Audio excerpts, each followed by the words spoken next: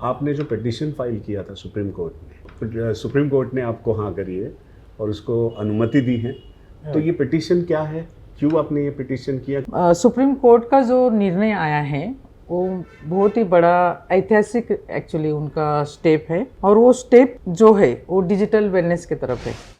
Australian government ने step ले लिया है सोशल मीडिया बैन करने के लिए। उन्होंने फर्स्ट पहल की। सोशल मीडिया बैन करना कैसे है कि जो बिलो द 18 ईयर्स एज के बच्चे हैं उनके लिए सोशल मीडिया बैन किया जाए। अच्छा। इस देश में आज छोटा बच्चा माँ के ऊपर हाथ इजीली उठा लेता है, क्योंकि अगर माँ ने उसके हाथ में से मोबाइल ले लिया तो वो बच्चे को एक्सेप्ट नहीं है। वो एक केस, बड़ा केस हुआ था दिल्ली में, और तब जी न्यूज़ वाले जो है उन्होंने मेरे साथ में एक इंसिडेंट शेयर किया था, और वहाँ पे एक लड़की को बेड के ऊपर बांध के रखा था। क्यों बांध के रखा है हमने पूछा तो शॉकिंग, वो बोले थे कि उसको डिप्रेशन का अटैक आया है। डिप्रेशन का अटैक क्यों आया है? क्योंकि उसके फेसबुक के और इंस्टाग्राम के फॉलोअर्स अचानक से कम हो चुके। कोई भी आपको पब में कहीं पे भी आपको जाना है तो 18 के बाद में जा रहे, क्यों जा रहे? उसके पीछे कुछ रीजन समझ हो, उतना मैच्योर्ड एज नहीं है जहाँ पे डिसीजन मेकिंग पावर स्ट्रॉन्ग बच्चों की होती है। ये हम लोग सब मानते हैं, कायदा भी मानता है।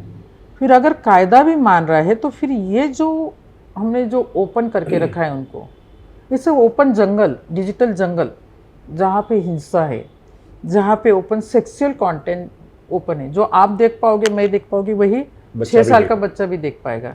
वहाँ पे कहीं पे भी स्ट्रीमिंग नहीं है। तो ये सब चीज़ें जब हो रही है, सब ओपन प्लेटफॉर्म है, मीन्स अभी वो दुनिया में एंटर कर रहा है, और उस टाइम पे अगर हम लोग ये सब कुछ उसको ओपन दिखा दें तो ऑटोमेटिकली तो जो रिवर्स उसके होने वो हो रहे हैं। मेंटल हेल्थ में मैं हमेशा बात करती हूँ, क्योंकि 90% अभी मेंटल हेल्थ जो है डिपेंडेंट आपके डिजिटल कंजम्पशन के ऊपर है। आप कितने टाइम मोबाइल देखते हो, आप कितने टाइम सोशल मीडिया पे हो, आपको किसी ने व्हाट्सएप पे मैसेज के ऊपर अगर आपका कोई रिप्लाई आया नहीं तो आप कितने बेचैन होते हो।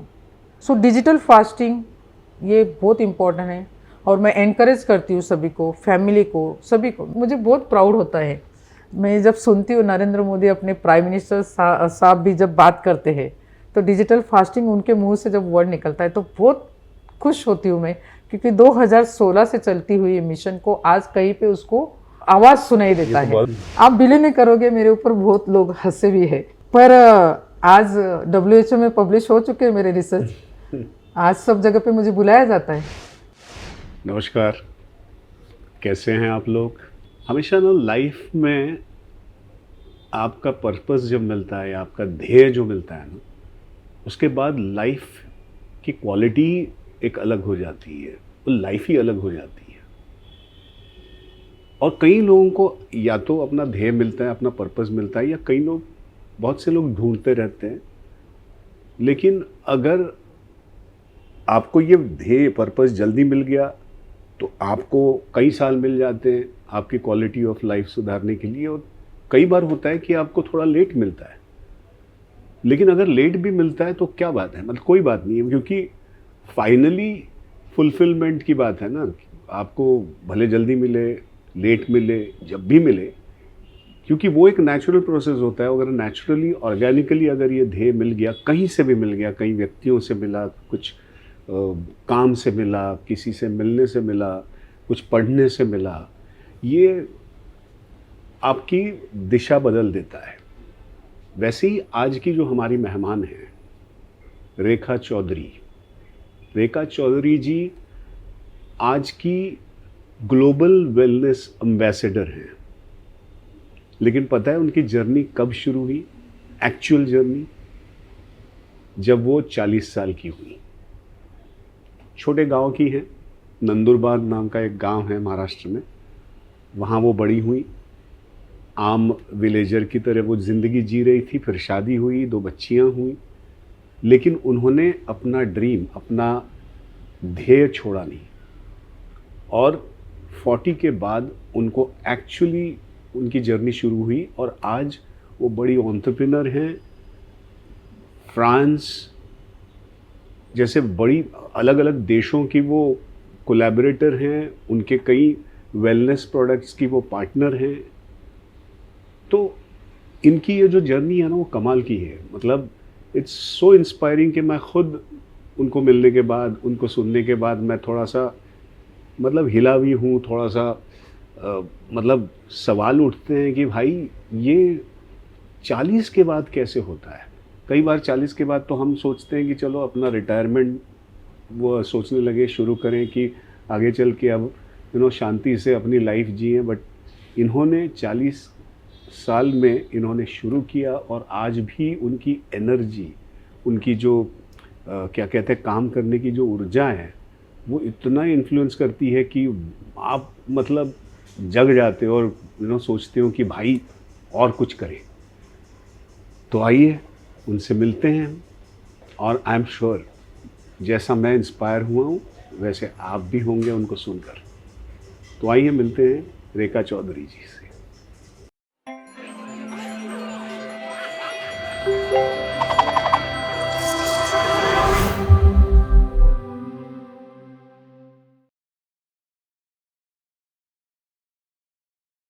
रेखा जी, आप यहाँ बड़े आम में आई, मैं आपका शुक्रगुजार करना चाहता हूँ क्योंकि आप इतनी व्यस्त रहती हैं, इतना काम कर रही हैं। You are one of the 20 influencers, global influencers. तो वो तो पता चलेगा ही कि आप इन्फ्लुएंसर क्यों हैं और आपकी जर्नी क्या है। लेकिन मैं धन्यवाद इसलिए करना चाहता हूँ कि बड़े आम, जिसको हम, इसका जो नाम है, और आप इतनी एप्ट हैं as a guest in this बड़े आम कि मतलब कमाल की जर्नी है। मतलब एक क्या कहते हैं फिल्म हो सकती है इस जर्नी के बारे में, है ना, बहुत अच्छी फिल्म हो सकती है।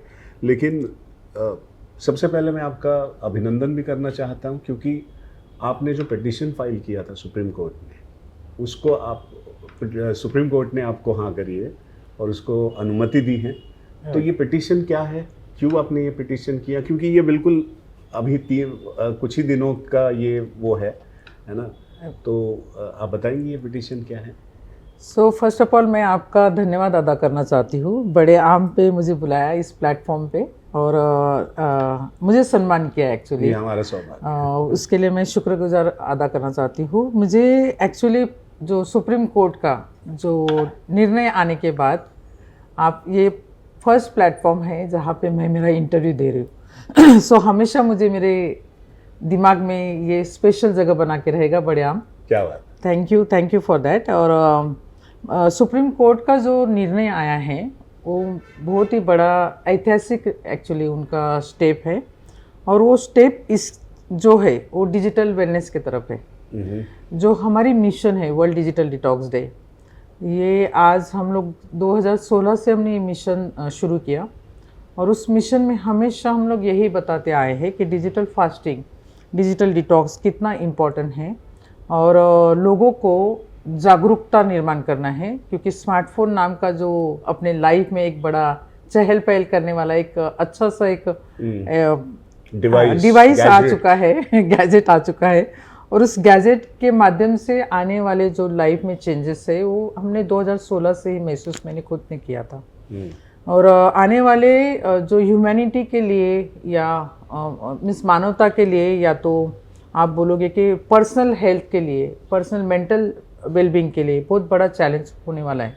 ये हमें तभी पता चला था और उसको लेके हमने जो एक पहल की जो वर्ल्ड डिजिटल डिटॉक्स के माध्यम से, और 2021 से वो जो स्टेप है वो आगे बढ़ चुकी है। और आज हम लोग, जब मैंने अकेली ने शुरू किया हुआ ये जो मिशन था, आज 72 कंट्रीज़ में हम लोग पहुँच चुके हैं। Oh wow. और उस 72 कंट्रीज़ में आज ये दिन सिर्फ दिन ही नहीं सेलिब्रेट किया जाता है, इसके माध्यम से अलग अलग हम लोग कुछ चीज़ जो स्टेप उठा रहे हैं, मीन्स डिजिटल फास्टिंग है, डिजिटल एजुकेशन है, digital ethics, digital manners, digital social responsibility, ये सब लेके सभी को हम लोग ये सब एंगल से लेके हम लोग आज वर्ल्ड वाइड काम कर रहे हैं। और उसी को लेके रिसेंटली अगर आपने सुना होगा, ऑस्ट्रेलिया में अभी ऑलरेडी ऑस्ट्रेलियन गवर्नमेंट ने स्टेप ले लिया है सोशल मीडिया बैन करने के लिए। उन्होंने फर्स्ट पहल की सोशल मीडिया बैन करना कैसे है कि 16 साल के उम्र के बच्चे हैं, बिलो द 16 साल मीन्स 18 ईयर्स के जो बिलो द 18 ईयर्स एज के बच्चे हैं उनके लिए सोशल मीडिया बैन किया जाए। अच्छा। और यही हमने सुप्रीम कोर्ट में पिटिशन फाइल की थी। क्यों किया जाए उसके बहुत सारे अच्छे रीज़न हैं और क्यों नहीं किया जाए उसके बहुत कम रीज़न हैं। तो क्यों किया जाए उसी को लेके हमने पूरा समरी लिख के दिया था और सुप्रीम कोर्ट ने उसके ऊपर ऑलरेडी अभी पॉजिटिव स्टेप लिया है। तो इसके बारे में थोड़ा सा एक हल्का सा विस्तार से बताइए, क्योंकि हम भी चाहते हैं, मतलब हम देखते हैं कि लोग गैजेट्स में इतने बिजी रहते हैं कि एक दूसरे को कम्युनिकेट ठीक से नहीं कर रहे हैं। आप खाना खा रहे हैं, आपके बगल में स्मार्टफोन है, सोते जागते आप इतने उसमें मतलब एडिक्शन में गए हुए हैं। तो ये तो ठीक है, ये दिख रहा है, हम चाहते भी हैं, बच्चों को बताते भी हैं, लेकिन कोई मानते नहीं है, किसी को समझ में नहीं आता है कि इसका सीरियसनेस क्या है। राइट। तो ये दो सीरियसनेस है ना, ये क्या वर्ल्ड डिजिटल डिटॉक्स डे जो आप कर रही हैं, राइट, तो ये क्यों कर रही है, क्या हो रहा है, क्या इसका नुकसान क्या हो रहा है, ये थोड़ा सा हल्का सा बताएंगे। सो आपने जो एक पॉइंट बोला है कि एडिक्शन, हाँ, सो आजकल हम लोग खुलेआम बात करते हैं एडिक्शन, ड्रग्स एडिक्शन है या शराब पीने की आदत को हम लोग एडिक्शन बोलते हैं, लेकिन ये जो एक एडिक्शन है ये बहुत ज़्यादा नज़रअंदाज किया जा रहा है। पता ही नहीं चल रहा है कि एडिक्शन है, लोगों और इसके को नुकसान क्या हो रहे हैं वो एविडेंटली नहीं पता चल रहे, और उसके लिए खुलेआम से बात भी नहीं की जाती है। सब लोग देख रहे हैं। अगर आप हम लोग कोई कैफ़े में जाते हैं तो बैठे हुए 10 लोगों में से 8 लोग मोबाइल में बिजी है, 90% लोग मोबाइल में बिजी है। ये पिक्चर पहले नहीं होता था। पहले कैफ़े की बात करें, सिंपल कैफ़े की बात, जहाँ पे जाते हम लोग बोलते कि कॉफ़ी पे चर्चा हो जाए, पर अभी वो चर्चाएं बंद हो रही, संवाद जो है, एक कनेक्टिविटी जो डायलॉग्स होते हैं वो डायलॉग्स अभी ज़्यादा से ज़्यादा स्क्रीन के ऊपर होने लग गए। और यही अगर फैमिली में देखा जाएगा तो फैमिली में भी डाइनिंग टेबल पे बैठे हुए लोग एक साथ में बैठे हैं, लेकिन एक दूसरे के साथ बात करना ऑटोमेटिकली कम हो चुका है। रात को सोने के पहले जो गपशप होती थी घर में वो घर में की गपशप भी अभी कम हो चुकी है, क्योंकि हर एक पर्सन जो होता है घर में उसका कॉर्नर पकड़ लेता है और कॉर्नर में बैठ के उनका गैजेट के ऊपर वो काम कर रहे हैं, जो भी है, सोशल मीडिया लगे या कुछ भी, जो भी बातें करें, जो भी है, लेकिन उनके हाथ में गैजेट है। और ये छोटे से स्क्रीन ने उनका पूरा पर्सनालिटी उसी के अंदर जकड़ के रख दी। तो यही मिशन, यही जो है मिशन, वही बात कर रहे हैं। मिशन वही बोल रहा है कि आप लोग फैमिली बॉन्डिंग आपकी कम हो चुकी है, रिलेशनशिप आपके बहुत तनाव में चल रहे हैं, और सोशल रिस्पॉन्सिबिलिटी जो है कि जहाँ पे हम लोग बैठे, ओपन जगह पे जहाँ पे बैठे, वहाँ पे भी आप लोग मोबाइल में बिजी हो। सिंपल आपको एक एग्जांपल देती हूँ। गाड़ी में जब आप बैठते हो, गाड़ी में बैठने के बाद आपको अगर ड्राइवर को आपने इंस्ट्रक्शन दे दिया कि मुझे यहाँ पे जाना है, उसके बाद वो व्यक्ति स्क्रीन के ऊपर चला जाता है। हाँ, ये तो उसी को आजू बाजू क्या चल रहा है पता ही नहीं है। एब्सोल्युटली। सो जो पहले हमें आदत थी कि हम लोग बाहर झाँक के देखते थे, तो एटलीस्ट कुछ चल रहा है वो हमें नज़र में आता था। आज एक्चुअली सामने एक्सीडेंट हो चुका है और बंदा उसके सामने कोई कार टकरा गई या कोई गिर गया है, फिर भी जो पर्सन है वो मोबाइल के स्क्रीन के ऊपर बिजी, उसको पता ही नहीं चल रहा है। So this is just simple example I am telling. वहाँ पे तो बहुत सारे ऐसे मेरे साथ में, तो मैंने जो रिसर्च पब्लिश किया वो रिसर्च में तो बहुत सारे ऐसे हमने एविडेंस डाले हुए, जैसे बहुत कॉमन हो गए हैं भारत में, जहाँ पे हम लोग संस्कृति प्रधान देश बोलते हैं। इस देश में आज छोटा बच्चा माँ के ऊपर हाथ इजीली उठा लेता है, क्योंकि अगर माँ ने उसके हाथ में से मोबाइल ले लिया तो वो बच्चे को एक्सेप्ट नहीं है। मर्डर करना या मीन्स चाकू से वार करना छोटे से गांव में भी ग्रैंड पेरेंट्स के ऊपर, ये हमने हमारे इसमें रिसर्च में डाले हुए, ऐसे केसेस डाले हुए। आपको और एक बता देती हूँ, जब एक केस, बड़ा केस हुआ था दिल्ली में, और तब जी न्यूज़ वाले जो है उन्होंने मेरे साथ में एक इंसिडेंट शेयर किया था। वहाँ पे एक लड़की को, जो वो दूसरी न्यूज़ कवर करने गए थे एम्स हॉस्पिटल में, और वहाँ पे एक लड़की को बेड के ऊपर बांध के रखा था। अच्छे घर की लड़की थी, बहुत ही खानदानी घर से लड़की थी, पढ़ी लिखी थी, इंग्लिश में बहुत, मीन्स हम लोग बोलते ना कि कोई पर्सनालिटी, मॉडर्न पर्सनालिटी को अगर हम लोग देखना चाहते या समझना चाहते तो हम लोग बोलते oh she is so fluent in English, उसी पे हम लोग जज करते हैं। तो उनका जो कहना था कि बहुत अच्छे से बातें कर रही थी, इंग्लिश में ही बोले जा रही थी, तो हमने उसको बेड पे बांध के रखा था। क्यों बांध के रखा है हमने पूछा तो शॉकिंग, उनके लिए शॉकिंग था। वो बोले थे कि उसको डिप्रेशन का अटैक आया है। डिप्रेशन का अटैक क्यों आया है? क्योंकि उसके फेसबुक के और इंस्टाग्राम के फॉलोअर्स अचानक से कम हो चुके। और पढ़ी लिखी है, हाईली एजुकेटेड लड़की है, और वो लड़की के ऊपर अगर ये असर होता है तो अनपढ़ लोगों के ऊपर तो इजीली हो सकता है। क्योंकि ग्लैमरस इंडस्ट्री उनके लिए एक गाइडेंस होता है, और सोशल मीडिया अभी ग्लैमरस इंडस्ट्री में चला गया है। वहाँ पे सब कुछ अच्छा सा दिखता है, ग्रीनरी दिखती है, सब लोग रेडी अप टू डेट होते हैं, सब लोग हंसी खेलते नज़र आते हैं। ये सब कुछ आप अगर देखोगे तो सोशल मीडिया पे आज यही है। तो हमारा जो कहना था सुप्रीम कोर्ट को कि बिलो द 18 ईयर्स के लिए आप उसको बंदी करो। क्यों करना चाहिए?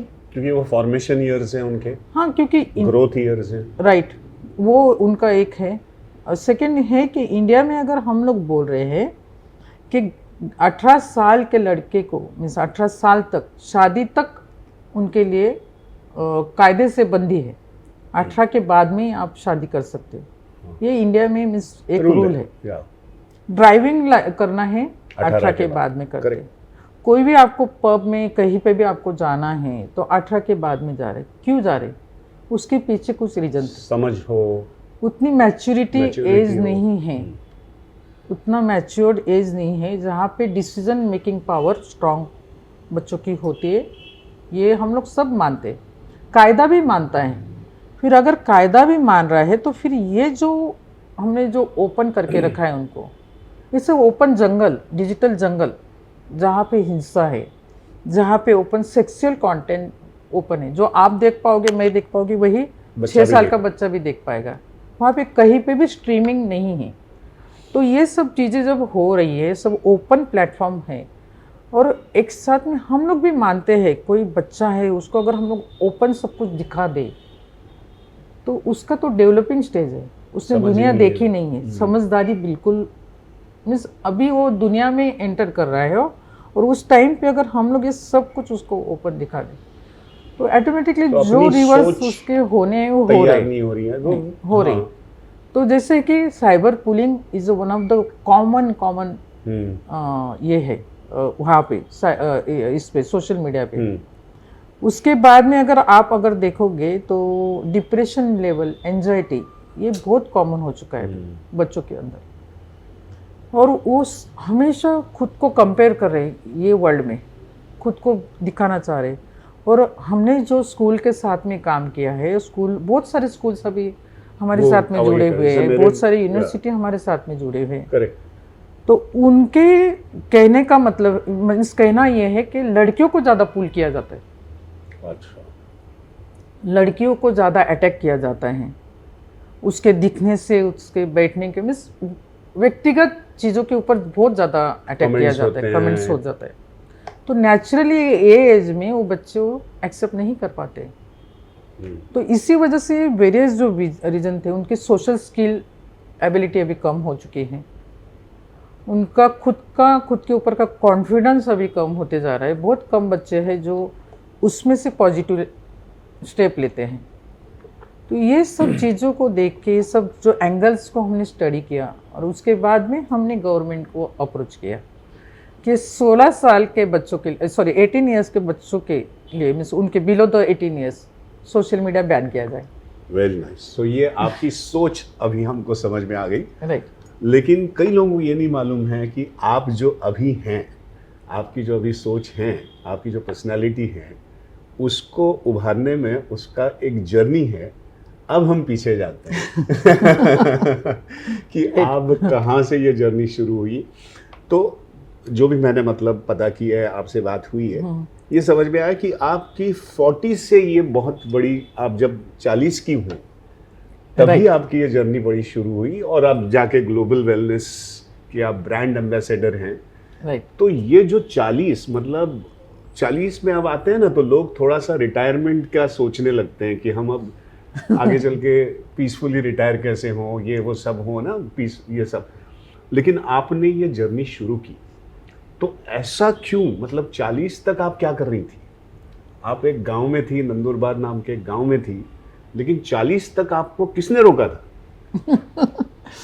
मैं ये नहीं कहूँगी कि 40 तक मुझे किसी ने रोका था, पर यस 40 उम्र में ऐसा होता है, स्पेशली हम लोग अगर विलेज से बात करते हैं तो विलेज में वो रिटायरमेंट का एज कहा जाता है 40 का। ओके, अभी हाँ। तो आपकी उम्र हो चुकी है, अभी आपको क्या करना है, आपके बच्चे बड़े हो गए, आपके बच्चों की शादी हो गई, सब कुछ, सब चीज़ें, सब आजू बाजू का माहौल आपको महसूस करवा देता है। और मेरे बारे में भी यही हुआ था कि अभी आपको क्या इतना ये करना है। लेकिन वहाँ पे कुछ ऐसे एजुकेटेड लोग भी थे, वो हमेशा मुझे बोलते थे आपने शहर में पैदा होना चाहिए था, आपके थॉट प्रोसेस कुछ अलग है, अच्छा। आपको एक गांव में आपकी ये जगह नहीं है। लिटरली ऐसे ऐसे भी बोलने वाले लोग थे, और ऐसे भी कुछ लोग थे कि अभी क्या करना है आगे। पर anyway that is a part of But ऐसी लाइक क्या जो थॉट प्रोसेस थी आपकी उस पे गांव में? मुझे जुनून शुरू से ही था। जुनून ये था कि मुझे कुछ तो भी करना है लाइफ में, ऐसी कुछ चीज़ें करे जिससे इम्पैक्ट सोसाइटी के ऊपर बहुत पॉजिटिव होना चाहिए। ओके। और ब्यूटी और वेलनेस इंडस्ट्री को लेके तो बहुत ही ज़्यादा पैशनेट थी। ये कहाँ से पर आया? पता नहीं, नेचुरली मैं भी एक आर्टिस्ट हूँ, अच्छा। पेंटिंग करना मुझे शौक था, सब कुछ है, लेकिन पता नहीं मुझे वो बचपन से बहुत ज़्यादा ये थी।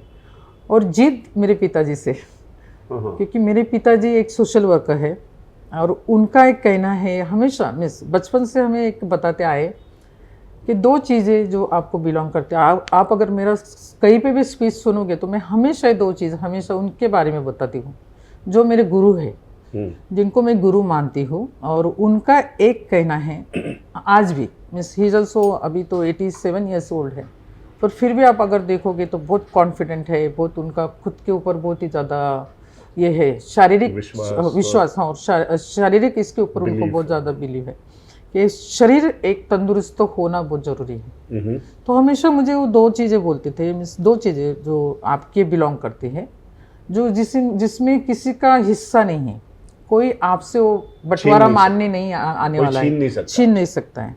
और वो दो चीज़ें हैं, एक आपकी खुद की हेल्थ, और सेकेंड है आपका एजुकेशन। भले एकेडमिक आप एजुकेट नहीं हो पाते हो, फिर भी आप अनुभव से जो एक्सपीरियंस लेते हो, उस एक्सपीरियंस को आप एक प्रैक्टिकल इसमें आप उसको उतारो। ये तो बिल्कुल सही है। मतलब मैं इसीलिए तो बड़े आम में हम यही कहते हैं, मतलब करने की कोशिश करते हैं कि अलग अलग एक्सपीरियंसेस इस बड़े आम में लाए। राइट। हम जो पर्सनालिटी जैसी आप जैसी हैं, तो ये जो अनुभव है ना, ये अनुभव वो आपका अपना होता है, मेरा अपना अनुभव होता है। राइट। तो ये जो अनुभव है ना, इतना पर्सनल होता है, ये आपने कमाया हुआ होता है ना, तो ये कमाया हुआ जो अनुभव है, ये मतलब बिल्कुल ये पर्सनालिटी है, ये आपकी सोच है। तो इसको हम बड़े आम में लाते हैं। तो ये बिल्कुल सही है आपके फादर ने जो कहा है। तो ये मतलब 40 तक, अगेन सवाल ये कि 40 तक या सवाल तो ये जर्नी तो ऑब्वियसली शायद मेरे ख्याल से आपकी रूटीन में आप फंस गई होंगी, या जो भी है वो हम जानना चाहते हैं, बिकॉज ये बहुत बड़ी क्यूरियोसिटी है। सो कैसा होता है कि गांव में एक होता है कि एक रिस्पॉन्सिबिलिटी, एक लड़की है, लड़की को सर्टेन एज में मैरिज करना है, शादी के बाद में घर गृहस्थी संभालनी है, वो सब मेरे लाइफ में आया है। जल्दी से शादी, फिर बच्चे, फिर सब कुछ मैं कर रही थी। पर उसी के साथ साथ में वहाँ पे रह के भी मैंने सोशल वर्क बहुत किया। मैं ब्लाइंड स्कूल चलाती थी। और घर में परमिशन नहीं भी होता था तो फिर भी एक कोने में मैं ब्यूटी पार्लर का चलाती थी। हस्बैंड बाहर जाता है तब बीच में काम करना, हस्बैंड आता है वापस एक गृहिणी जैसे रहना, ये सब कुछ होता था। धीरे धीरे उनको भी समझ में आया कि इसको कितना भी चुप बिठाया जाए, ये चुप बैठने वाली मेरे से नहीं है। तो उन्होंने भी एक्सेप्ट किया कि ओके तू एक घर के एक कॉर्नर में ओपन कर ले, ब्यूटी पार्लर ओपन कर ले। और मेरा आयुर्वेदा में नेचुरल वे से मेरा ये था, स्टडी था, क्योंकि हम लोग जड़ी बूटियों में, इसमें सब में, सातपुड़ा पर्वत है नंदुरबार से बहुत ही पास में ही जा सकते हैं, ऐसा है। वहाँ पे आदिवासी कल्चर बहुत स्ट्रांग है, ट्राइबल कल्चर। सो ट्राइबल लोगों का अगर लाइफस्टाइल अगर देखोगे, जिसको लेके मैंने फर्स्ट बुक मैंने लॉन्च की है, ऑनरेबल गवर्नर साहब ने वो लॉन्च किया था। उसमें ट्राइबल लोगों को हम लोग हमेशा ये देखते पुअर, फिर उनको हम लोग बोलते कि बेचारे, but for my point of view they are the one of the richest people in the world. Richest in the sense health wise, उनका जो नेचुरल वे से एडॉप्शन है, खाना पीना और लाइफस्टाइल की तरफ जो एडॉप्ट किया उन्होंने, नेचर को वही वो गॉड मानते हैं, भगवान उनके लिए नेचर ही है। उनके अगर देखोगे कोई उनका भगवान नहीं है, मूर्ति पूजन उनका जो है वो नेचर को लेके है। तो मैंने वो किताब में बहुत अच्छे से मैंने एक्सप्लेन किया कि वो कौन से इसको क्या बोलते हैं हम लोग, सीजन को कौन से तरीके से लेते हैं। तो ये सब उनका जो हेल्दी लाइफस्टाइल था वो मेरे इसमें शुरू में ही मुझे पता था, और आज भी मैं उनसे हज़ारों फार्मर्स से मैं जुड़ी हुई हूँ। और उनसे लेके मैंने ब्रांड भी क्रिएट किया है। इनफैक्ट मेरे जो नेचुरल आयुर्वेदा ब्रांड्स उसको भी मैंने क्रिएट किया है। तो ये सब चीज़ों को पहले से ही मुझे एक्सपीरियंस था। जब मुझे बच्चों को लेके, मैं सिटी में आने के लिए एक चांस था मेरे लिए, बच्चों को लेके, मेरे भाई के बच्चे थे, मेरे खुद के बच्चे थे, और पिताजी ने उस समय यहाँ पे, क्योंकि he is a social worker, so उन्होंने ऐसे ही काम किए हैं जो लाइफ में बहुत अलग से काम एक्चुअली। तो गांव में जो होशियार बच्चे थे जिनको कुछ प्लेटफॉर्म नहीं था, ऐसे बच्चों को उन्होंने यहाँ पे पढ़ाने के लिए रखा था। बस मेरे लिए वो एक दुआ था वहाँ से यहाँ पे शिफ्ट होने का, कि उनको मैंने एक रिक्वेस्ट किया कि बाहर के बच्चे पढ़ रहे तो अपने बच्चों को लेके मैं क्यों ना जाए। और सब फिर फैमिली में बैठ के हमने निर्णय लिया, और मैं, क्योंकि मैं शुरू से एक्टिव थी, इसके लिए मीन्स एक लीडर के थॉट प्रोसेस से मुझे सबने परमिशन दे दिया, और वहाँ पे मैं बच्चों को लेके यहाँ पे आई। तो 40 उम्र में वहाँ तक रहना, वो जो देहाती एक पहराव या जो भी होगा, लेकिन सोच मेरी देहाती नहीं थी, सोच मेरी हमेशा अलग थी। लोग मुझे बोलते थे। मेरा बिलीव है कि कोई भी अगर आपके सामने आता है, आज भी मैं सबको बोलती कि किसी को अंडर एस्टिमेट मत करो। उसका पहराव देख के, या वो अच्छे से इंग्लिश में बात कर रहा है, इसका मतलब he is not educated completely. नहीं, ये तो पर ये सोच है समाज की। हाँ, बट ये मतलब मैं कलाकार हूँ, मैं जब जे में था, कितने सारे मतलब इंटीरियर महाराष्ट्र से आते थे और कमाल के आर्टिस्ट वो हुए हैं और थे और अभी भी हैं। तो टैलेंट का कोई वो नहीं होता है, या सोच का कोई मतलब रीजन नहीं होता है। वो तो मतलब जहाँ भी हो वहाँ पे आप सोचते हो और आप बनते हो। राइट। तो यहाँ फिर 40 के बाद आपने फिर ये जो अपना क्या कहते हैं बिजनेस और करियर और ये जो शुरू किया, वो कैसे हुआ? और आपका पहला प्रोडक्ट जो वेलनेस का था वो कैसा हुआ? फिर उसके बाद वो होता है ना कि बिजनेस खड़ा करने के लिए आपके लिए फिर धन की जरूरत होती है, इन्वेस्टर्स की जरूरत होती है। ये सब कैसे आया? ये सब कैसे आपने? सर शुरू में तो फर्स्ट तो मुझे खुद को इस ग्लैमरस इंडस्ट्री में जाना है, तो यहाँ का मैंने फर्स्ट स्टडी किया। तो स्टडी में कैसे करती थी, मेरे पास बाइक था, बाइक के ऊपर में, क्योंकि गांव में भी बाइक मिस पिताजी की वजह से, वहाँ जहाँ पे लड़कियों को परमिशन नहीं घर से बाहर निकलना, वहाँ पे उन्होंने मुझे एक एनकरेजमेंट किया था कि बाइक सीखना आपके लिए अच्छा है। मैं मलखाम करती थी, मैं उन्होंने उस टाइम पे व्यायामशाला शुरू किया था, मिस आज से कम 45 इयर्स बैक। तो तब से हम लोग, वो उनका यही कहना था कि मेरी घर की लड़की अगर जाती तो बाकी के बच्चे भी, बाकी के पेरेंट्स भी लड़कियों को भेजेंगे। तो वहाँ से वो जो एक बेस था मेरा। तो यहाँ पे भी आके मैं, पता नहीं था, मुझे कुछ भी नहीं पता था। अगर उस टाइम भी अगर आप पूछते थे मैप पे मुझे मुंबई कहाँ पे दिखा दो, तो मैं नहीं दिखा पाती थी, क्योंकि कुछ भी नहीं, हम लोग वो एरिया से बाहर ही नहीं गए थे। मैक्सिमम वहाँ से ज़्यादा हम लोग नासिक तक आए थे, उसके आगे हम लोग कभी गए नहीं थे। तो ये जो था जर्नी मेरे लिए बहुत बड़ी चैलेंज थी। फर्स्ट तो था मेरा खुद का अस्तित्व निर्माण करना, और वो अस्तित्व मीन्स क्या है, ट्रांसफॉर्मेशन कम्प्लीटली 360 डिग्री ट्रांसफॉर्मेशन।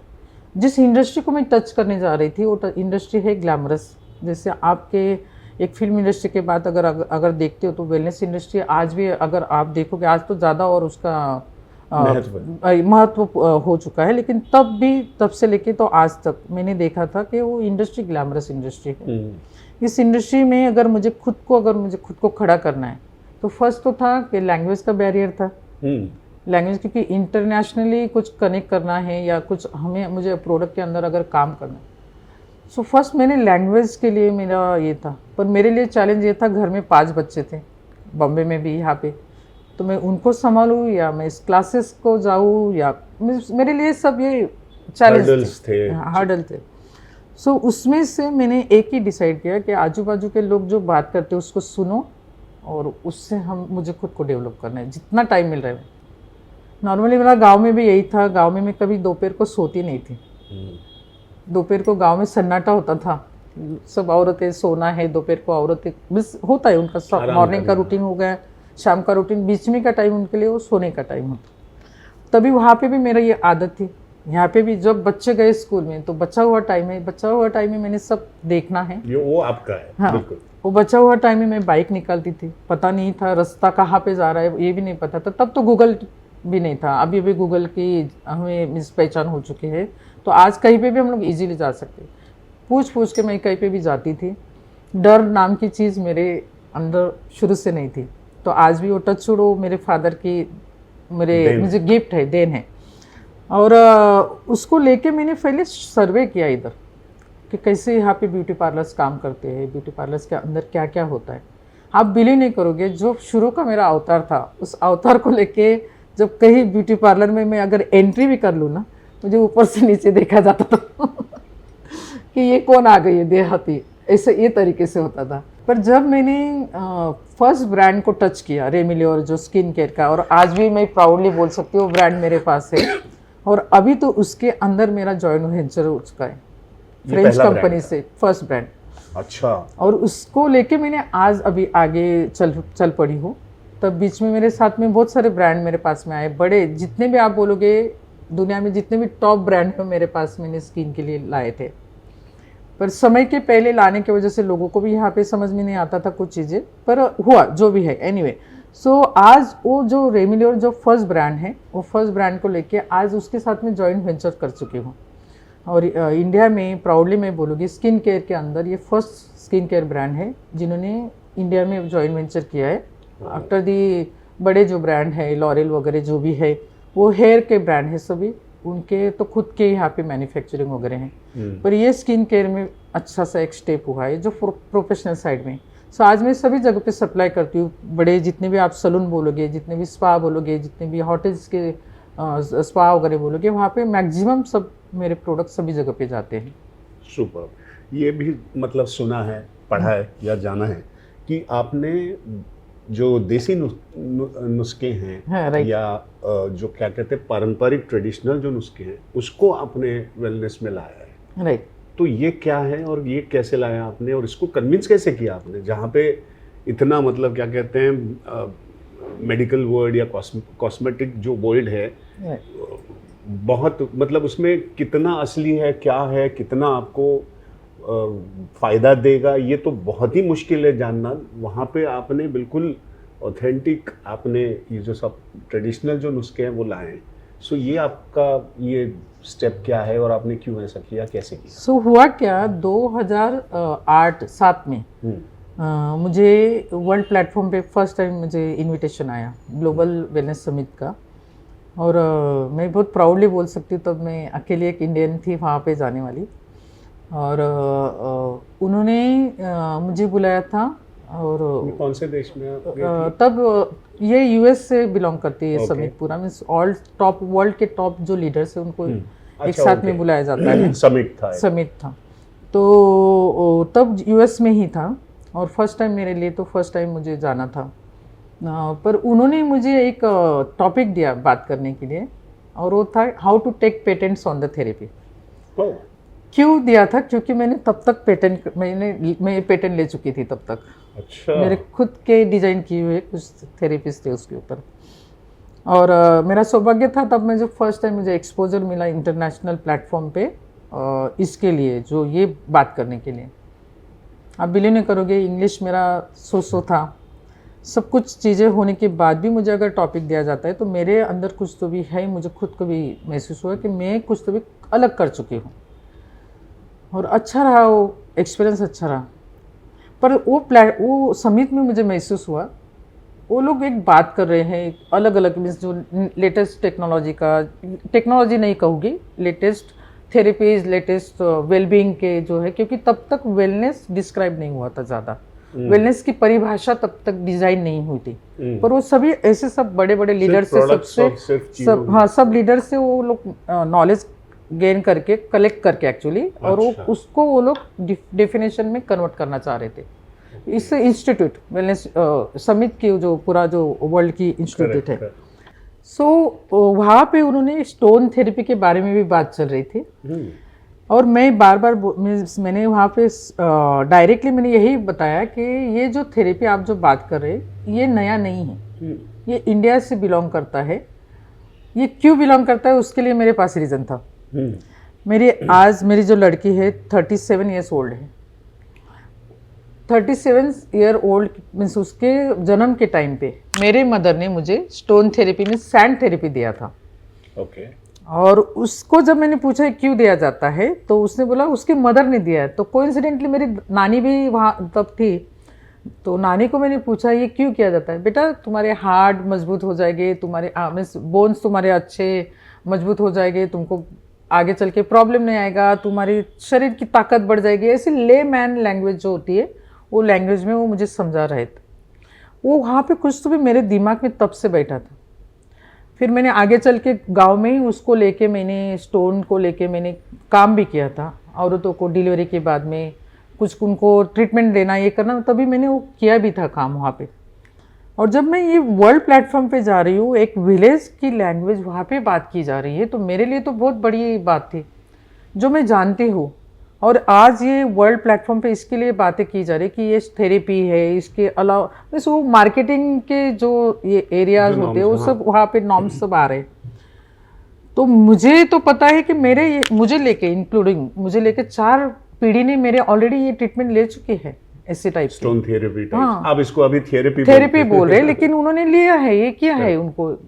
तो ये अगर है एग्जिस्टिंग इंडिया में, इसका मतलब ये वेलनेस की परिभाषा जो हम लोग लिखे जा रहे हैं या बोले जा रहे हैं, ये तो बहुत पुरानी है, ये इंडिया से ही बिलोंग करती है। जैसे कि 16 श्रृंगार ये इंडिया से बिलोंग करता है।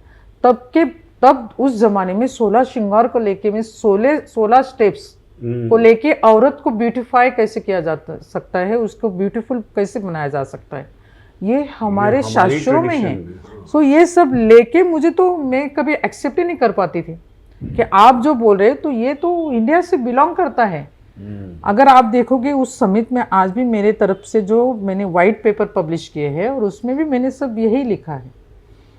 तो मुझे तो वो बहुत चैलेंजिंग था, तो मैं सबको वही ये करने लगी। तो मेरे कुछ विचार अलग थे, इसके लिए उन्होंने मुझे भी चांस दिया, वाइट पेपर पब्लिश करने के लिए मुझे भी उन्होंने चांस दिया। और उस वजह से मैं और ज़्यादा उनके पास में और ज़्यादा काम कर सकी, क्योंकि ये मेरे पास खजाना था जो गांव से बिलोंग करता था। नहीं, ओरिजिनल वो जो था वो आई थिंक वो समझ में आ गया उनको, जहाँ से उसका जड़ जहाँ पे है।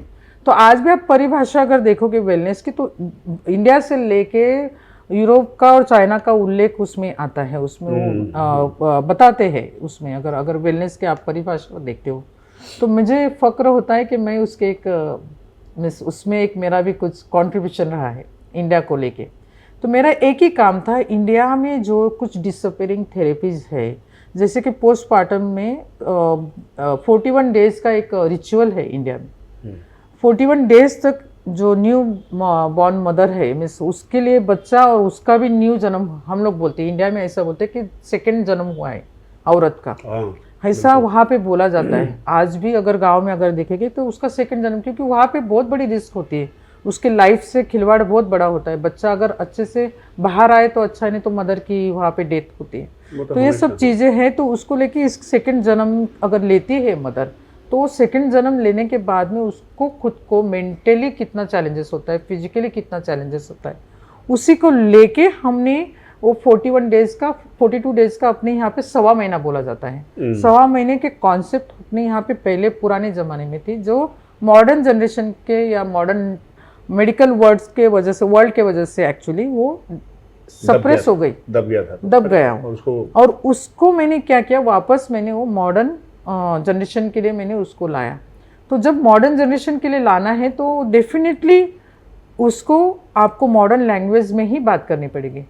तो फर्स्ट मैंने उसके ऊपर रिसर्च पब्लिश किया और आज मैं फ़ख्र से बोल सकती हूँ कि वो रिसर्च मेरा WHO में है।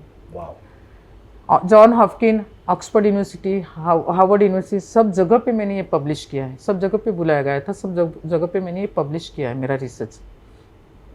आज उसी को लेके मैंने ब्रांड भी बनाया, अर्थात मैंने उसको लेके जो ब्रांड बनाया है वो मदर को 42 डेज में उसको नेचुरल रिकवरी कैसे किया जा सकता है, माड़ी नाम का ब्रांड है। आज वो माउथ टू माउथ, हम लोग कई सब जगह पे नहीं है लेकिन माउथ टू माउथ उसका पब्लिसिटी बहुत ज़्यादा स्ट्रांग है।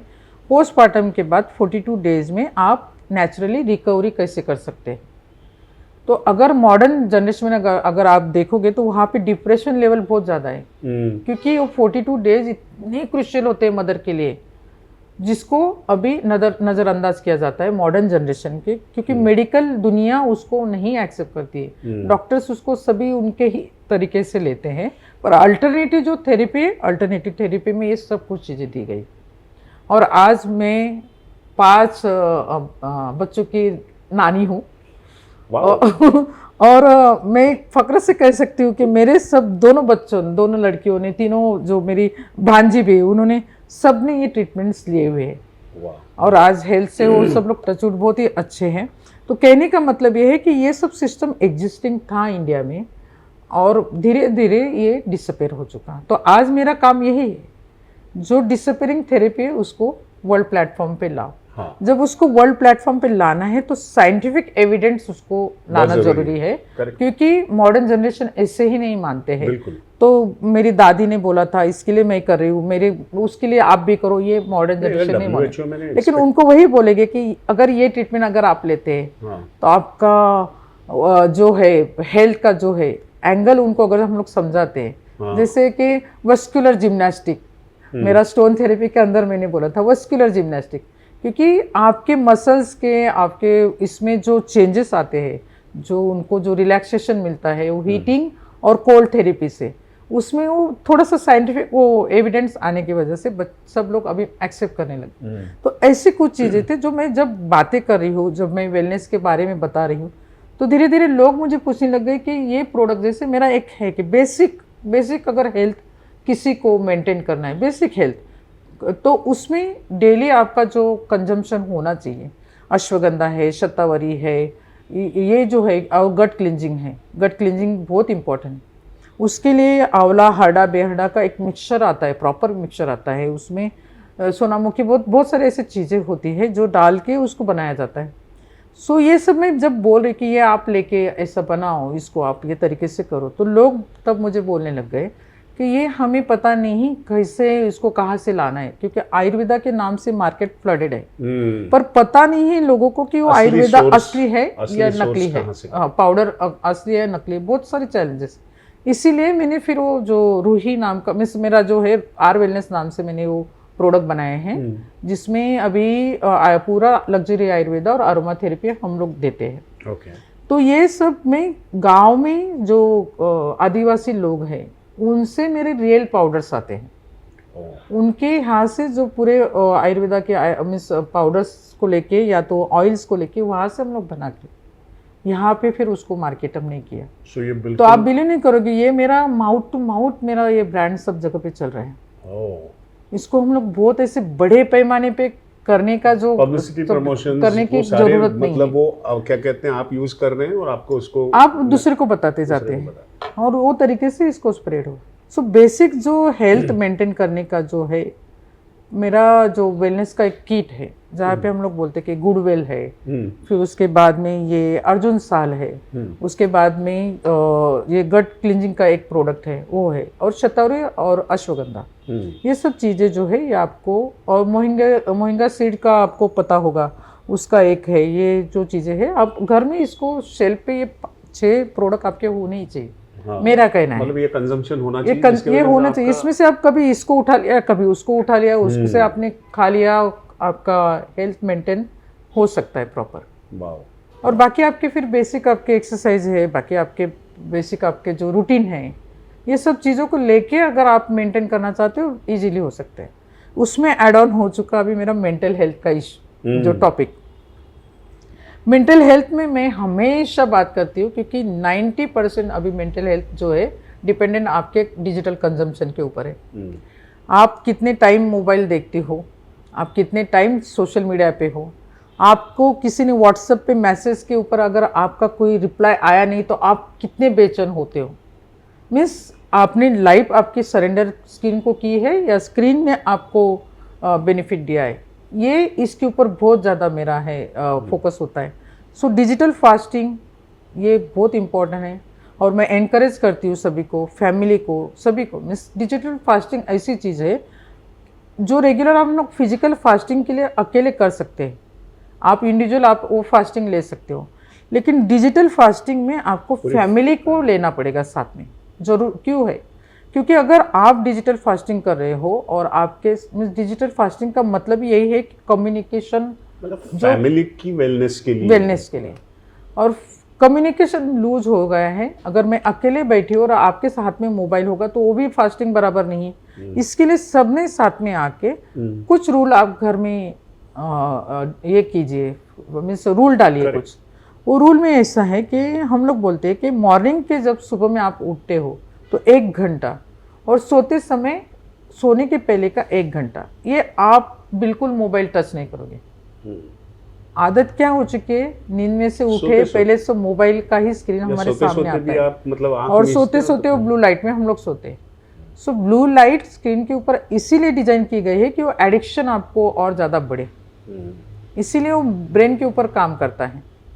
तो ये जो है फर्स्ट आवर्स और last hour in a day is very important for you to take that break, और that is coming under the digital fasting या डिजिटल डिटॉक्स के अंदर आ रहा है।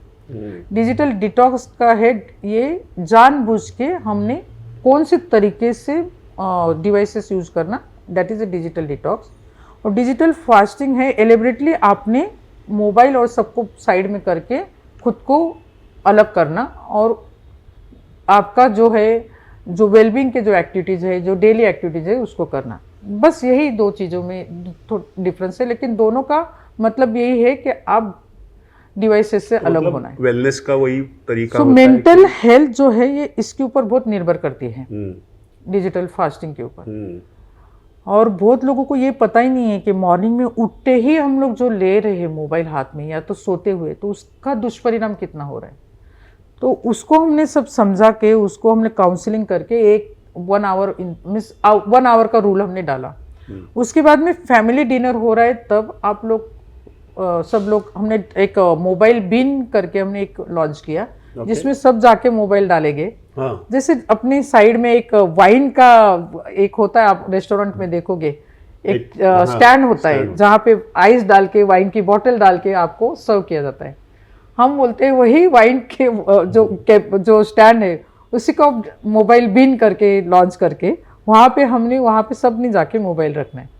हम लोग कुछ रेस्टोरेंट के साथ में भी काम कर रहे हैं जिनको बोलते हैं कि आप डिस्काउंट जो फैमिली या फ्रेंड सर्कल का ग्रुप आता है, अगर वो मानता है कि हम लोग मोबाइल नहीं यूज़ करेंगे तो होगा क्या, उसमें उन लोगों का भी वो जो खा रहे हैं ना, वो खाने के ऊपर उनका ध्यान जाता है।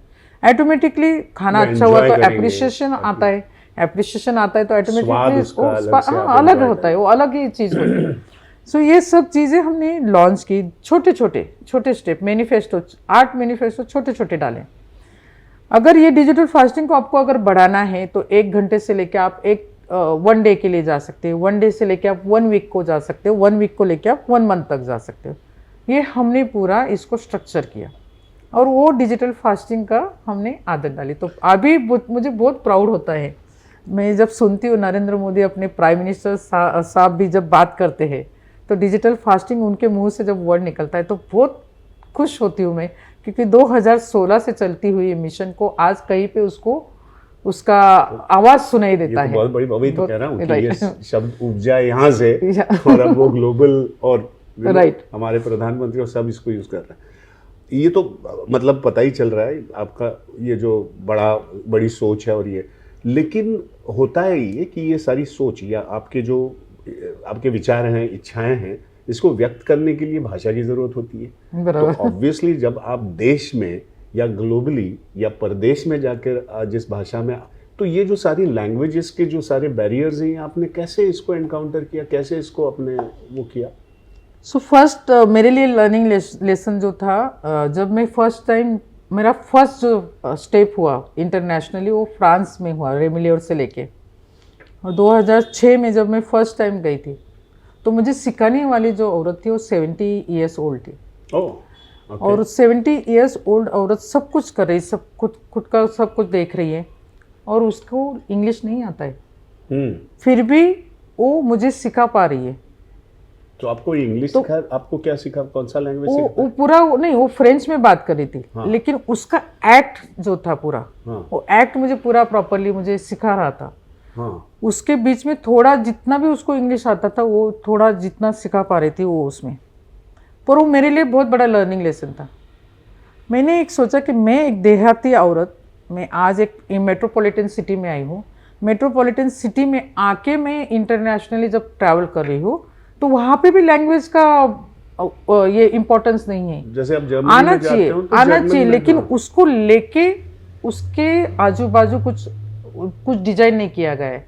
जैसे कि आज हम लोग देखते कोई अच्छा इंग्लिश में बात करता है, we consider him as a highly educated person, which is wrong, which is wrong, right? आप भी एक्सेप्ट करोगे, क्योंकि ये नहीं है, ऐसा नहीं है।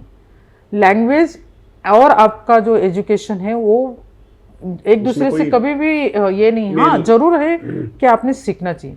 तो मैं जब इंटरनेशनली ट्रैवल करना शुरू किया था, उसके पहले ही मैंने यहाँ पे जैसे एंटर किया मुंबई में, तब से मैंने वो थोड़ा थोड़ा जो सुन के जो लैंग्वेज का मैंने जो शुरू किया था सीखना, तो मेरा तो एक ही था, मैं लाइफ में कभी भी मुझे सीखना है, सामने वाले को नहीं सीखना है। मुझे जब सीखना है तो मैं खुद को अंडर एस्टिमेट क्यों करूँ, और सेकंड ये है कि मुझे अगर सीखना है तो मैं खुद को कम महसूस क्यों करूं, क्योंकि मुझे नहीं आ रहा है और सामने वाले को आ रहा है, और जब मैं बात कर रही हूं तो हंस रहे लोग, पर उनको मेरे उद्देश्य नहीं पता है। मेरा उद्देश्य यही था कि मुझे लैंग्वेज सीखना है, और जब तक मैं नहीं बात करूंगी मैं कैसे सीख पाऊंगी? सामने वाले को हंसना है, हंसने दो। मैंने यही एक डिसाइड किया, और जितना भी आता था मैं वो रेगुलर इसमें प्रैक्टिस में लाती थी।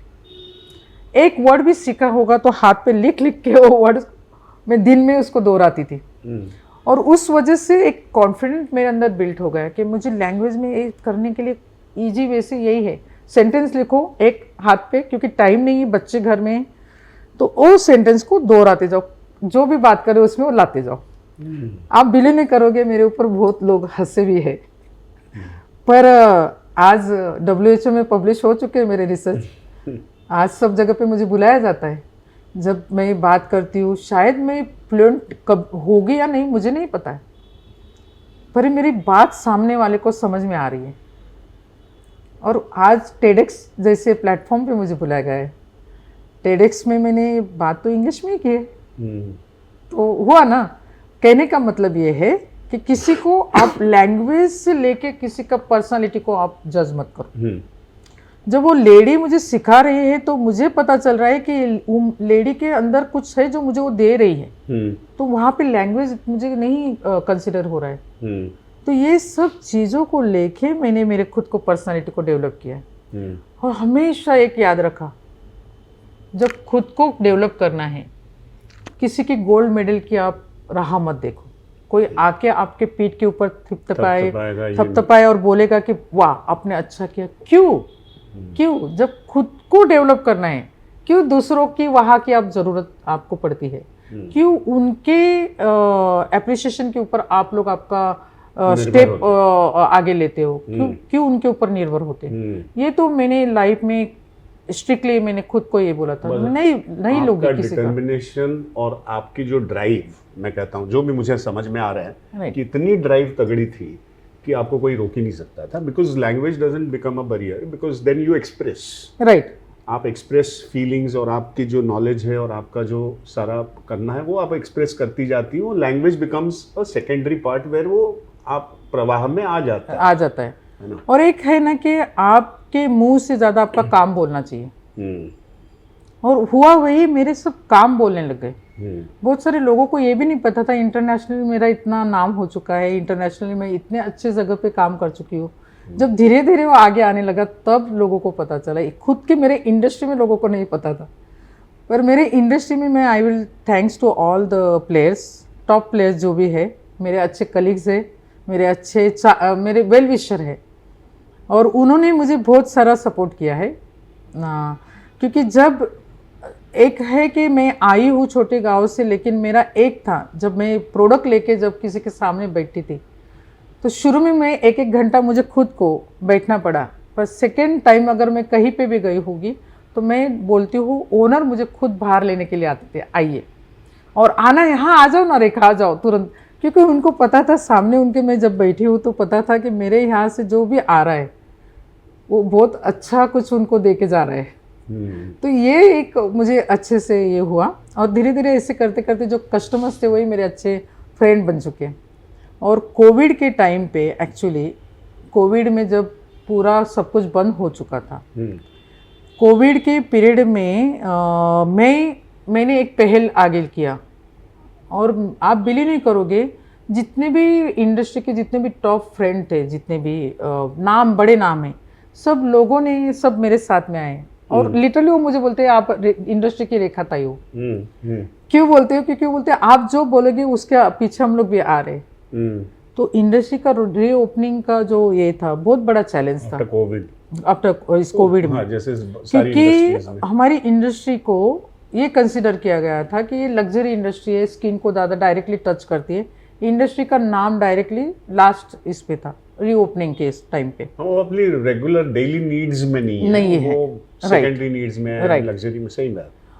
पर गवर्नमेंट को ये भी नहीं पता था कि हमारी इंडस्ट्री, हम लोग सब बात करते हैं ये फीमेल ओरिएंटेड इंडस्ट्री ज़्यादा थी, अभी कॉर्पोरेट आने लगे, पर है अभी भी आप देखोगे 80% फीमेल ओरिएंटेड इंडस्ट्री, पर अभी 10% में आप देखोगे कॉर्पोरेट आ गए हैं, एजुकेटेड लोग इसमें आ चुके हैं। तो इंडस्ट्री का एक चेंजेस आप बहुत बड़े इस पे देख पाओगे। पर जब गवर्नमेंट को ही नहीं पता है कि फीमेल ओरिएंटेड इंडस्ट्री है, 70% इसमें फीमेल ओनर्स है, उसके बाद में ये इंडस्ट्री में सिर्फ लग्जरी चीज़ें ही की जाती है ऐसे नहीं है। पर्सनल हाइजीन की जो चीज़ें हैं, जो भी इसमें पूरे इसमें आपकी पर्सनल हाइजीन हमारी इंडस्ट्री देखती है। आपका शेविंग का होगा, आपका मीन्स जो भी है नेचुरली आपको जो पर्सनल हाइजीन करनी है, हमारी इंडस्ट्री में हेयर कट से लेके शेविंग से लेके जो भी जेंट्स को लेके है, मीन्स और औरतों को भी लेके जो भी है, किसी को अगर तब सब लोग ऑनलाइन जाते थे, अगर ऑनलाइन जाना है उसके हेयर अच्छे होने चाहिए, उसके आईब्रोज अच्छे होने चाहिए, उसके जो बेसिक जो ब्यूटी प्रेजेंस करनी है अंदर से बाहर से दोनों को उनको उस करना है, तो उसको जरूरी थी। तो ये सब चीज़ लेके हम लोग गवर्नमेंट ऑफ सेंट्रल मिनिस्ट्री को हमने अप्रोच किया, और मैं शुक्रगुजार आज भी मानती हूँ गडकरी साहब का, उन्होंने हमें बहुत हेल्प की। उन्होंने, क्योंकि वो MSME की मिनिस्ट्री उनके हाथ में थी, और हमारी इंडस्ट्री उसके अंदर आती है, जो हमारे कलीग्स उनको भी नहीं पता था, पर मुझे उसकी एक पता मीन्स एक मुझे पता था कि इंडस्ट्री कहाँ पे बिलोंग करती है। टूरिज्म मिनिस्ट्री हुआ, हेल्थ मिनिस्ट्री हुआ, MSME मिनिस्ट्री हुआ, इनके साथ में हमारी इंडस्ट्री का लेना देना है। तो ये सब जब मैं इंडस्ट्री के लोगों को बताने लगी, उन्होंने बोला कि आप जो करोगे हम आपके साथ में। तो ये भी कमाल की मतलब वो बात है कि आप प्रोडक्ट्स या जो भी चीज़ें आप ट्रेडिशनली आप जो पहले आपको मालूम थी, राइट, प्रोडक्ट से लेके आप बाद में इंडस्ट्री के बारे में सोचने लगे, मतलब जिसको कहते हैं होलिस्टिक, और सबकी इसमें अप्रोच था पूरा, वो था। ये भी कमाल की बड़ी बात है। और अब मैंने ये भी सुना है या ये भी पढ़ा है कि आपने इंडस्ट्री में कुछ रूरल 20,000 लड़कियों को इस इंडस्ट्री में लाया है, उनको ट्रेन किया है। तो मतलब ये है कि ये जो ऑर्गेनिक अच्छे प्रोडक्ट्स हैं, इसको मतलब आपके बाद में, तो आप ये भी सोच रही हैं ना कि आपके बाद भी ये चलता रहे। बराबर है ना? बराबर। तो ये 20,000 लड़कियों को आपने जो 2000 में आपको करेक्ट करने वाली थी, 2000 लड़कियों को आपने जो ट्रेन किया है, ये मतलब छोटी बात नहीं है, बहुत बड़ी बात है। तो ये क्यों आपने सोचा और क्यों इन लड़कियों को आपने ट्रेन किया, किस विचार से किया इसको? हुआ क्या, जब मैं इंटरनेशनल सब जगह पे जाने लगी, तो मुझे एक महसूस हुआ कि मैं गांव से मेट्रोपॉलिटन सिटी में जब आई और यहाँ से मैं इंटरनेशनली जब गई, मेरे लिए बहुत सारे चैलेंजेस थे। लैंग्वेज बैरियर तो एक था, वो तो सिंपल, वो तो एक ही था, लेकिन उसके साथ साथ आने वाले बहुत सारे चैलेंजेस थे। तो मेरा कोई यहाँ पे गॉड फादर नहीं था, मुझे कोई यहाँ पे गाइड करने के लिए कोई नहीं था। आपकी राह जो भी करना था मुझे खुद को करना था। मेरा तो शुरुआत यहाँ से था, रास्ता कहाँ से जाता है ये भी नहीं मुझे पता है। मीन्स मुझे कुछ एड्रेसेस भी नहीं पता, कैसे ट्रैवल करना ये भी नहीं पता, इससे मेरा शुरुआत था। तो मेरे लिए जो चैलेंजेस आए, जो मैं बहुत कम समय में अचीव कर पाती थी, उसको मुझे टाइम लगता था। फिर भी लोगों के दृष्टिकोण से तो मैंने बहुत अचीव कर लिया है, उनके लिए तो बहुत कम पीरियड है, लेकिन मेरे लिए वो बहुत लंबा पीरियड है। सो मैंने ये देखा कि ये अगर मेरे जैसे रेखा चौधरी तो बहुत सारे बैठे गांव में, जिनको टैलेंट है, जिनको कुछ करने की इच्छा है, जिनको मिस उनको एक झेप लेना है, उनको ऊपर उनको उड़ान लेनी है। करेक्ट। पर उनके लिए तो कोई प्लेटफॉर्म नहीं है। सो उसी वजह से मैंने एक डिसाइड किया कि मैं जैसे ही इंटरनेशनली इतना मैं कर चुकी हूँ, तो वापस मैं गांव में जाके मेरे जो बहनें हैं, जो यूथ है, उनके लिए क्यों ना कुछ करूँ। इसके लिए फिर मैंने जाके गांव में स्कूल्स ओपन किए। मैंने बहुत सारे जगह पे किए थे, मैं वाराणसी तक गई थी। तो मैंने बहुत सारे जगह पे मैंने स्कूल ओपन किए और ब्यूटी इंडस्ट्री का वहाँ पे मैंने एजुकेशन देना शुरू कर दिया। जब गांव से आप देखोगे बिफोर और आफ्टर, वो लड़कियों में ट्रांसफॉर्मेशन अगर देखोगे, लड़की भी नहीं लड़के भी है उसमें, इस अमेजिंग। मीन्स उनके टैलेंट को लेके वो आगे बढ़ चुके हैं, और ऐसे बहुत सारे हैं। उनको ब्यूटी वेलनेस इंडस्ट्री के मैंने जब एजुकेशन देना शुरू किया, तो मैं धीरे धीरे एक ग्रुप को लेके ऐसा वो काम मीन्स उनको सिखा रही थी। जैसे उनमें से 10 लोग जो भी हो गए, अगर 50 को सिखाया, 10 लोग जो आने वाले हैं इधर रेडी, उनको मैं यहाँ पे उनको जॉब दिलवाती थी। तो बड़े बड़े नाम जैसे इंडिस सलून जैसे नाम हैं, मेरे अच्छे कलीग्स हैं ये लोग भी, इनके हैं काया जैसे बड़े चेन हैं अभी इंडस्ट्री में। ये लोग गाँव तक आए क्योंकि उनको मेरे ऊपर बिलीव था। उन्होंने वहाँ पे आके इंटरव्यूज लेके वो बच्चों को उन्होंने जॉब भी दिया। तो ऐसे मेरे जो मैं हमेशा बार बार इसके लिए उनके सबके शुक्रगुजार मीन्स अदा करती हूँ हमेशा। क्यों? क्योंकि इन लोगों ने मेरे ऊपर ट्रस्ट रखा और ये बच्चों को उन्होंने जॉब अपॉर्चुनिटी दी। तो ये सब बच्चे जो है उनका भी नसीब बड़ा कि उनको ऐसे प्लेटफॉर्म मिल चुके। तो ये बच्चे आज गांव से सीख के इधर काम कर रहे हैं, बहुत सारे बच्चे। और आपकी खुद की बच्चियां भी? और मेरी दोनों लड़कियां भी इसी बिजनेस में हैं। अच्छा। दोनों, एक यूएस में है, वो भी खुद भी आयुर्वेदा, लग्जरी आयुर्वेदा और अरोमा थेरेपी में काम करती है। ओके। और छोटी वाली भी है, जो मैंने आपको बताया पोस्टमार्टम केयर का जो मेरा प्रोडक्ट लाइन है, माड़ी केयर और आर वेलनेस का, इसमें वो लोग काम करते हैं। उनका खुद का हमारा मैन्युफैक्चरिंग है। हाँ, पोस्ट राइट। तो उसी के लिए सब वो प्रोडक्ट डिज़ाइन किया है। इंटेंशन यही था कि वहाँ के लोकल लोगों को भी काम मिलना चाहिए, और हमें भी जो लोग पूछ रहे कि ऑथेंटिक प्रोडक्ट चाहिए, तो ऑथेंटिक प्रोडक्ट का जो सोर्स मुझे पता है वो सामने लाना है। तो ये सब हमने फिर वो मार्ग से उसको हमने प्रोडक्ट लाइन को आगे लाया। पहले इंटेंशन नहीं था, पहले लोगों को ज्ञान देना ही मेरा इंटेंशन था, क्योंकि उनको पता चलना चाहिए बेसिक हेल्थ इम्पॉर्टेंट क्यों है और उसके लिए क्या बेसिक चीज़ें आप कर सकते हो। पर धीरे धीरे जब ऑथेंटिसिटी का जब प्रॉब्लम आने लगा, तब फिर मैंने ये प्रोडक्ट लॉन्च किए। और अच्छे जगह, क्योंकि मैं खुद सालों से कंज्यूम कर रही हूँ, सालों से मैं अश्वगंधा या मेरा शतावरी जो है, ये हमेशा मेरा एक रहता ही है, हमेशा मैं कंज्यूम कर। अर्जुन साल उम्र जैसी बढ़ती है आपकी, तो थोड़ा सा अर्जुन साल जैसे प्रोडक्ट आप इंक्लूड करो। ये सब चीज़ें मैं हमेशा कर रही हूँ। गट क्लिनजिंग का मेरा खुद का प्रोडक्ट बहुत, मैं सभी जगह पे वो अच्छे से सब लोग कंज्यूम करते हैं। गट क्लिनजिंग इज बेसिक जो है, वो मैं बार बार आपको बता चुकी हूँ, पर वो जो है वो इम्पॉर्टेंट भी है। वो आपका एक फाउंडेशन है बॉडी को, एक नॉर्मल हेल्थ मेंटेन करने के लिए एक फाउंडेशन है। तो गट क्लिनजिंग का वो प्रोडक्ट भी मेरा अच्छे से चल रहा है।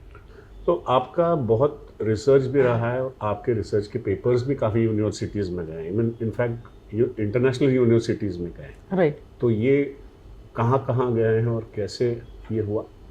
सो फर्स्ट ये जो था, मैं जो बेसिक जो मीन्स नेचुरल जो डिसअपियरिंग थेरेपीज थी, जो नेचुरल वैसे अल्टरनेटिव थेरेपीज, उसको लेके मैंने कुछ रिसर्च पब्लिश किए। जैसे मैंने आपको बताया कि पोस्टमार्टम केयर के लिए मैंने रिसर्च पब्लिश किया, और ट्राइबल जो लोग हैं उनके हेल्थ के ऊपर, उन लोगों का हेल्थ कि कैसे मेंटेन होता है, वो लोग कैसे कौन से तरीके से खाते पीते, उसके ऊपर भी जो मैंने पब्लिश किए, तो सॉरी रिसर्च किया, ये सब कुछ मैंने एक साइंटिफिक एविडेंस में उसको कन्वर्ट करके कुछ रिसर्च पब्लिश किए, कुछ पेपर्स पब्लिश किए।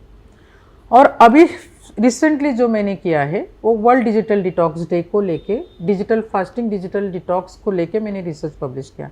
इनफैक्ट ये रिसर्च में इंटरेस्टिंग ये एरिया तो ये है कि इस रिसर्च में कम से कम 60 कंट्रीज़ के लोगों ने इसमें पार्टिसिपेट किया है। जैसे कि ये रिसर्च, ये जो इनिशिएटिव है, ये इनिशिएटिव हमारी 72 कंट्रीज़ में पहुंची हुई, और उसमें से 60 कंट्रीज़ के लोगों ने उनके खुद के इनपुट्स इसमें दिए हुए। सो मुझे तो लगता, जो अभी तक जो मुझे पता चला है कि ये फर्स्ट रिसर्च है जहाँ पे इतने सब कंट्रीज़ के लोगों के साथ के उनके थॉट प्रोसेस इसमें हैं, और ये रिसर्च हमने पब्लिश किया।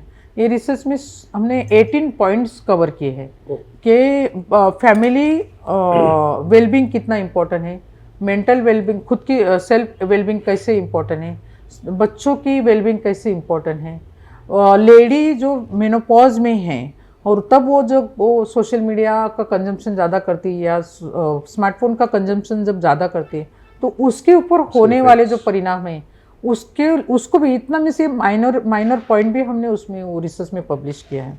सो हर एक एंगल का अगर आप देखोगे तो जो लोगों को नहीं समझ में आ रहा है, नॉर्मली हमें आदत होती है कि हमें फ़ोन पैर पे रखने की आदत है, उससे एक फिजिकल उसमें चैलेंजेस क्या आते हैं, सेक्सुअलिटी के लेके उसमें भी चैलेंजेस क्या आते हैं, वो तक हमने पब्लिश किया है। तो ये जो है कि साथ में रखना फ़ोन, या एडिक्शन, जैसे कि सोशल मीडिया प्लेटफॉर्म ही डिज़ाइन उसके लिए किए गए, ये एडिक्शन आपको ज़्यादा बढ़ना चाहिए। डोपामाइन का जैसे रिलीज होता है, तो ये इस इक्वलेंट टू एडिक्शन जो है आपको ड्रग्स वगैरह में जो मिलता है, वही एडिक्शन इसमें भी होता है। तो कॉन्स्टेंटली नोटिफिकेशन, कॉन्स्टेंटली जो आपको ये आ रहा है सोशल मीडिया का, अपडेट्स आ रहे हैं, ये सब आपको एडिक्शन बढ़ाने के लिए है, इसीलिए वो डिज़ाइन किए गए। मैं तो हमेशा बोलती हूँ कि गूगल जैसे प्लेटफॉर्म है या बड़े बड़े जितने भी प्लेटफॉर्म जिन्होंने रिसर्च किए हैं, जिन्होंने उसको पब्लिश किए हैं, उनके इंजीनियर आप कभी देखोगे नहीं, वो लोग कभी भी प्लेटफॉर्म पे नहीं नजर आते, आपको नहीं नजर आएंगे वो लोग। क्यों? क्योंकि उनको पता है उन्होंने सोसाइटी को क्या दिया। अच्छी चीज़ तो दी है, लेकिन उसके साथ में साइड इफेक्ट क्या दिए।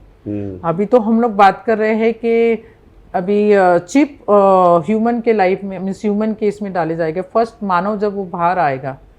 सो धीरे धीरे तो आगे का फ्यूचर ही अलग है। एआई के ज़माने में आपका आगे का फ्यूचर ही अलग है।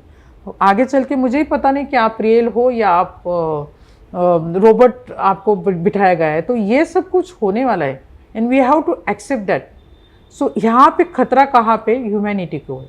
बाकी सब चीज़ें तो अच्छी है, हमने इन्वेंशन किया है, हमने सब कुछ ये दुनिया में लाया है, पर उसी के साथ साथ अगर हम ह्यूमैनिटी के ऊपर काम नहीं करें, ह्यूमैनिटी को बचाने का हम लोग अगर संकल्प ना ले, तो आगे चल के हमें ही पता नहीं है कि आप रियल आदमी हो या आप बनाए हुए आदमी हो, जो रोबोटिक आदमी हो, हमें नहीं पता चलेगा, क्योंकि सब कुछ रियलिटी में आ जाएगा। सिर्फ कहाँ पे रहेगा चेंजेस, वो दिल जो बोलते हम लोग, एक फीलिंग्स जो है, इमोशन, वहाँ तक अभी तक तो सीमित है, आगे चल के वो भी नहीं पता चलेगा। कहते हैं कि क्रिएटिविटी में, हाँ राइट, कि आपको क्या कहते हैं, आप जो उसको इंस्ट्रक्शंस दो, फीड करो, या कहते हैं ना कि आप प्रॉम्प्ट करो, उससे आपको वो देगा, लेकिन जो क्रिएटिविटी है वो तो क्रिएटिविटी क्रिएटर के पास ही रहेगी। तो ये जो आप जो अभी कह रही है, तो ये सबसे मतलब बड़ी बात जो मुझे समझ में आई अभी, और आपकी पर्सनालिटी में, आपकी सोच में है कि आप प्रोग्रेसिव हुए, आप चाहते हैं कि प्रोग्रेशन आए या चीज़ें आधुनिक हों, लेकिन ह्यूमैनिटी को कायम रखते हुए, आपकी फीलिंग्स को कायम रखते हुए, आपके इमोशंस को कायम रखते हुए, आपके जो कनेक्ट्स हैं, आपकी फैमिली, आपकी इसको कायम रखते हुए, आपको जितना भी प्रोग्रेस करना है, आपको जो भी आधुनिकता लानी है वो लाए। यही आपका कहना है? बराबर, यही आपका काम है। क्या है अभी जो हम लोग एडवांस होते जा रहे हैं, जितना हम लोग टेक्नोलॉजी का एडॉप्शन कर रहे हैं, उसमें आप अगर देखोगे तो सोशल मैनर्स लोग भूलते जा रहे हैं। आप लिफ्ट में भी जाओगे, लिफ्ट अभी बंद है, पता है सबको कि रेज नहीं आ रही, फिर भी लोग मोबाइल पे चलाए जा रहे। पहले का पिक्चर ऐसा था कि हम लोग बोले हाय हेलो करना है एक दूसरे को, हम बोलते खुशी ख्याली पूछनी है, बिल्कुल हम लोग पूछते थे, राइट। अभी वो सब कुछ नहीं मतलब है। हाय भी बोलते भी नहीं हो, आप देखते हो गैजेट में और हाय बोल देते हो, सो इट्स बिकम वही जबकि उसको पता है, ये तो मैं एग्जांपल जानबूझ के दे रही हूँ, क्योंकि उसको पता है कि लिफ्ट के दरवाजे जैसे बंद होते रेज आना बंद हो जाता है। मोबाइल की इंटरनेट आपको ये नहीं मिलता है, नहीं होता है, मोबाइल आपका डेड है, फिर भी आप उसमें लगे हैं उसमें। तो दिस इज एक क्लासिकल एग्जांपल है। सो ये इसका मतलब है कि हम बहुत कंपल्सिव हो रहे हैं, राइट। डिपेंडेंसी ज्यादा अपनी वो स्क्रीन के ऊपर चले गई है, जबकि हम लोग ह्यूमन हैं, हमने इन्वेंट किया है ये हमारे लिए, हमारे अच्छे काम के लिए, ना तो हम लोग उसके ऊपर। तो हम लोग बोलते हैं technology should serve us not enslave us, पर आज ये हो चुका है कि टेक्नोलॉजी ने आपको सर्वेंट बना दिया है, गुलाम बना दिया है। तो ये सब चीज़ें जो है ये बहुत ज़रूरी है सबको उसके अंदर झांकने की और बात करने की, ओपनली उसके ऊपर बात करने की बहुत ज़रूरी है। जो हो नहीं पा रही है, सब लोग देख रहे हैं लेकिन बात बहुत कम लोग कर रहे हैं, एक्शन बहुत कम लोग ले रहे हैं। So I happen to be one of the person, मेरे साथ 72 कंट्रीज़ के मैं सभी एम्बेसडर्स को शुक्रिया अदा करती हूँ कि उन लोगों ने ट्रस्ट किया है और सब लोग उनके कंट्री में इसको स्प्रेड कर रहे हैं। 10 दिसंबर को हम लोग ये दिन सेलिब्रेट करते हैं और उस दिन को लेके हम लोग बहुत बड़ा मीन्स गेटवे ऑफ इंडिया में या मंत्रालय ऐसी जगह पे हमने हमारे इवेंट ऑर्गेनाइज किए हैं। पर हमारा इंटेंशन सिर्फ एक दिन सेलिब्रेट करना नहीं है, हमारा इंटेंशन है 360 डेज इसको आगे लेना है। ये बहुत ज़रूरी है, आप जैसा कह रही है कि ह्यूमन अपना वेलबींग के लिए राइट बहुत ही ज़रूरी है। जैसा आप कहती हैं कि आपका एक तो है फिजिकल वेलबींग हो और मेंटल वेलबींग हो, तो ये दोनों भी बैलेंस और दोनों भी साथ में रहना बहुत ज़रूरी। और मेरे ख्याल से आप मैं तो कह रहा हूँ आपका पूरा ये जो जर्नी है, जो बिजनेस भी है, वो उसके लिए, तो आपका पर्पस बहुत बड़ा है, पर्पस ह्यूमैनिटी के लिए, पर्पस अच्छाई के लिए, ये बहुत बड़ी बात है। और मतलब इसीलिए मैं कह रहा हूँ कि हमारा भाग्य है कि आप बड़े आम में आई और इतना सारा आपके जो सारी सोच विचार और आपके जो सारे काम हैं आपने यहाँ पर डिस्कस किया है। एंड आई एम श्योर कि आपका जो पर्पस है और आपका जो अभी मिशन है ये बड़ा होगा और समझ में आ जाएगा लोगों की, भाई ये फाइनली आप मतलब कहती है ना कि गैजेट या वो अपने लिए है, आप उसके लिए नहीं है, आप उसके गुलाम नहीं हो।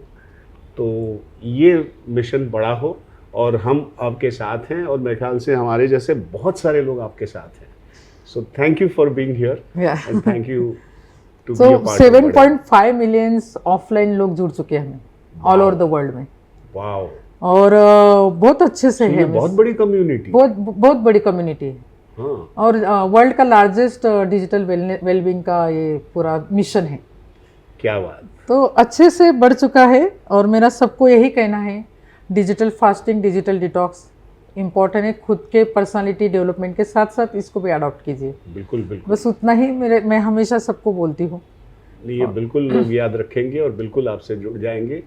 मतलब कोई दूसरा रास्ता नहीं है, क्योंकि आपकी जो क्या कहते हैं, आपका रेजोनेंस और आपका जो महक है, आपकी जो अरोमा है या आपका जो सारा पर्सनालिटी है, वो मतलब आप बिल्कुल इंस्पायरिंग है और ये काम बिल्कुल बड़ा होगा। आई एम श्योर हम लोग सब आपके साथ हैं। Thank you very much. Thank you.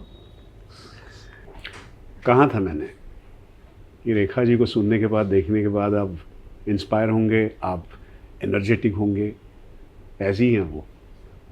और उनके कई प्रोडक्ट्स हैं जो उन्होंने ऑर्गेनिकली क्रिएट किए हुए हैं, उन्होंने इन्वेंट किए और जो मार्केट में लाए हैं वो कमाल के हैं, जो आपको कायम आपको स्वस्थ रख सकते हैं। और उनकी जो बाकी जो ध्येय, उनका जो काम है कि मेंटली भी आपको स्वस्थ कैसे रखें, उनके मिशन में भी हम अगर जुड़ जाएं तो we can create a healthier generation, right. तो बस उनके साथ जुड़ के कुछ ना कुछ अपना कंट्रीब्यूशन देते हैं और जनरेशन को हेल्दी बनाते हैं। धन्यवाद।